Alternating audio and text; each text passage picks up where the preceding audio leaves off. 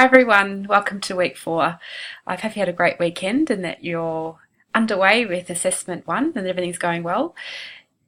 Just make sure that you have a look at the pre-collaborate and the collaborate recordings if you haven't already. If you have some issues with finding those or having access to anything, please let me know.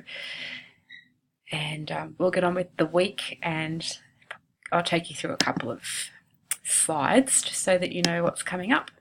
So this is just a copy of the learning outcomes for what you should be able to do by the end of the week, and that includes being able to identify and analyse approaches to curriculum planning at the state and whole school level. So generally this week is actually looking at the whole school view before we look at implementation into the classroom. So this is supporting you with some context for assessment 1A and some of the things that perhaps Sam and his team should have considered when they were planning their unit. So that includes being able to identify and apply strategies to plan for literacy across the curriculum and disciplinary areas, apply effective communication strategies for educational purposes, and they're the outcomes that align with the unit learning objectives. All right, so we set the scene by considering some of the key concepts and strategies needed to round out our expectations of the assessment 1A. The skills and understandings can then be drawn upon when you also have a look at assignment 1B and then assignment 2. So there's some nice links there. So as you move through the material, you'll notice that it's quite a heavy week with information, and there's a bit of variety in what we look at. So in the school setting, just something for you to think about is that once you go out as a graduate teacher, you are supported with the whole school planning approach, and whether that's structured through teams or units or professional learning communities, a lot of that work is shared. So you're not on your own, and you're also supported by your graduate standards and expectations, and that should also include things like a little bit of extra planning time, a mentor teacher, and just so that you know that this is not something that you do by yourself. It's unusual for a classroom to exist in isolation in schools these days, so just keep that in mind. I do suggest that you spend some time focusing on the PLC, or the professional learning community, and school level planning approaches, including the learning design process and the 4-to-4 questions, because they'll be really useful with your assessments. Okay, so what are the questions of PLCs? This has come straight from the learning materials. What do we want students to learn?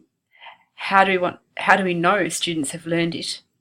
What do we do when students don't learn it? And what do we do when students have learned it or already know it? Now there's a good video for you to refer to that explains this, and this is Rebecca Dufour herself explaining what these things mean and how it's linked to the position of teachers thinking about learning rather than about teaching. So these are something for you to consider, and it would be great to see those popping up. Some of the other materials are for context, such as the Australian State and Curriculum, which you may or may not have an existing understanding of, so worth exploring. There's also context around the theoretical framework, and that may extend your knowledge from week 1. And there's also linked to the expectation of the rubric. So once again, the critical analysis is very important for your assessment. So just make sure that you're picking up the theory and embedding that into your responses. Further information with further reading and learning materials will provide a number of support resources to assist you. So a couple of things there. So I encourage you to make connections to how the theoretical frameworks encourage inquiry, experiential and authentic learning experiences, and how these can be connected to formal and informal literacy and learning approaches. So some further links with that. How state and curriculum and whole school curriculum planning approaches align to the Australian curriculum. The cycles and approaches within the whole school planning models, which aim to analyse students' needs and then plan for those needs, and that these are often iterative and ongoing cycles. The expectations regarding curriculum across levels that they will be expected to meet, and develop lessons to support as part of their teaching practice, which you should be modelling now in your assessment. And emphasis on collaborative planning. So I've posted some further links and videos on good PLC practice in the discussion board for you to refer to. Hopefully they work, fingers crossed. If not, I'll do the same thing as last week and email them out to you. Please have a wonderful week. What I'm going to do now is just go across to the learning materials just for a bit of a tour. If you're feeling competent or if you've already gone through them, you don't need to join me. You can just press stop and get into the activities. Otherwise, I'll do that now. So just let me drop out of this PowerPoint and into... Okay, so we're going into week 4. This week's focus should just be the learning outcomes. Yep, so what we're looking at as objectives and a little bit of an overview. I should have gone into the next. Hopefully you're making your way through Canvas like a pro by now, 4 weeks in.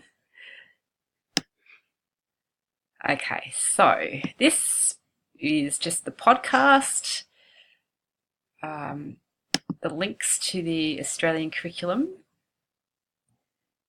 okay, and then the school level, bit of information there. Okay, moving. Okay, so planning at the school level, these are the 4 questions that I had in the PowerPoint. And then this is the video by Rebecca Dufour, really worth listening to, should be very helpful for you.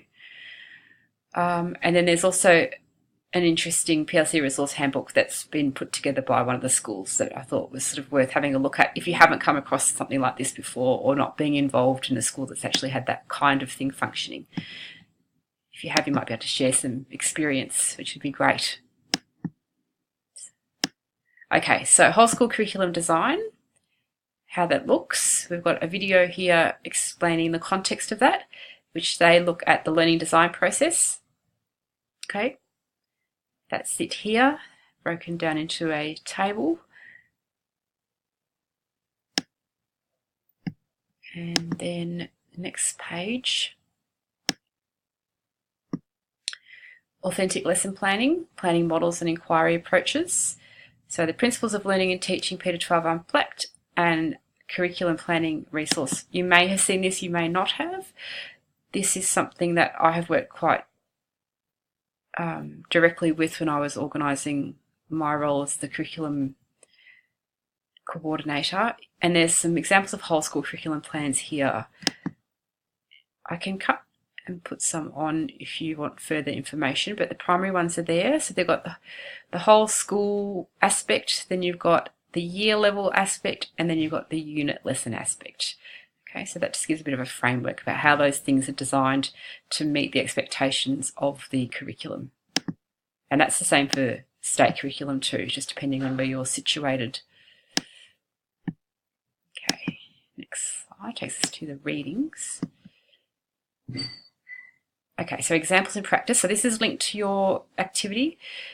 The Making Connections in Science is the video to watch. And then there's another one which is Investigating Compost, which is worth a look at as well. And there's some guiding questions here when you are watching that. So that would be great. And that directly links to the activity. You can get prepared. This is activity 2. And then our readings, we have this week, this is linked to the Dufour model and why it's important to be working collaboratively as a team. So it's a good one to read. It's taking its time to load. Oh, okay.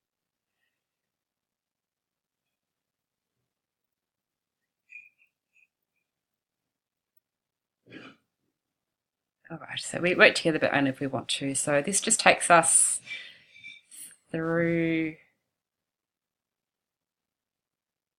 what it means to be a professional learning community and why it's important and what sorts of things we can do to make sure that they function well. Okay. And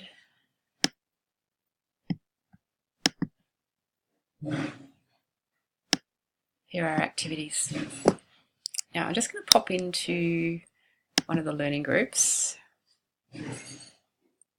The design of this activity was actually for Blackboard, and it asks you to move yourself into groups of 2 or 3. And I've just posted here that it would be great if you could just work individually rather than split into groups, because I just don't think it's going to work on Canvas for the moment. And then I'll come through and thread through the responses. So if you could do that, that would be great. I'll just sit back for that one. And then activity 2.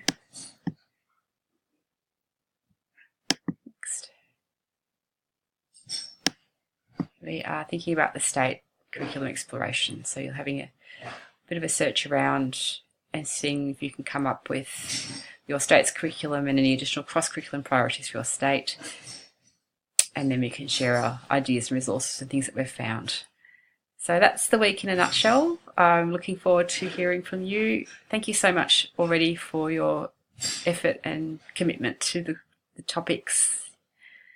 Have a great week, everyone. I'll see you on the discussion board.